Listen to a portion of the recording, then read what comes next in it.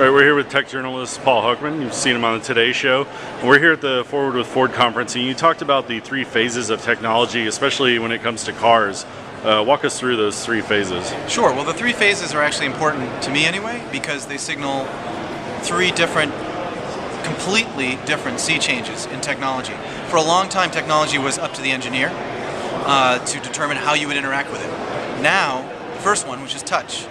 When the iPhone came out in April of '08, you literally were allowed to interact with the technology the way a human being normally does, namely touch it with your hands, move your fingers across it, to the point where you felt like you were controlling a very powerful, complicated device in a way you knew how, a language you understood, touch. Next phase, another language you understand literally, speech. You speak language, whatever language you speak. Now you can actually talk to the technology, if you will, have the technology understand a command and respond. You don't need to master programming. You don't need to master menus or levels. You just talk. That's big. Last but not least, in my view, is movement. If your natural tendency is to touch or to talk, then another natural tendency is to move. And there are now technologies out there, Microsoft Kinect is among them, that recognizes movement and responds to it. So it's touch, it's talk, it's movement. What are your favorite gadgets so far, specifically dealing with cars, but what have you seen so far that's impressed you? Well, so far in my life, what's impressed me is actually the thing you're holding there, and it's now dead. It's called a flip camera. You know, and the flip camera was really cool when it came out a couple years ago because it had a big red button, which you knew to press. Although in science fiction you never press the red button, in real life you do.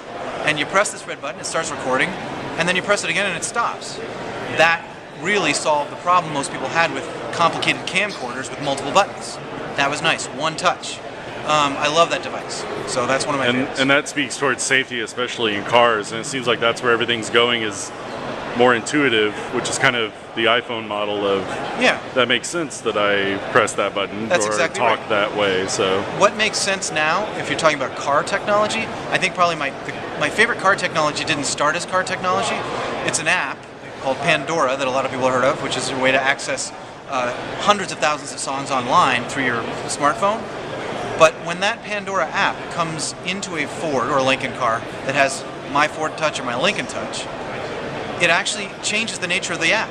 You can actually control the app in that phone with your voice. You could not do that outside the car. You had to touch the phone, you had to adapt the phone to your own movements, and the app needed you to touch it. In the car, the coolest thing to me is now you can change the station by just saying thumbs up or thumbs down or next station. what's the next big thing that you see? I think the next big thing, let's put it this way. It's a good question because it's on so many levels.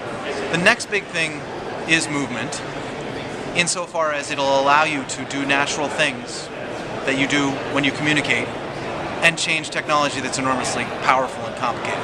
So I'd say probably the next thing beyond speech is movement.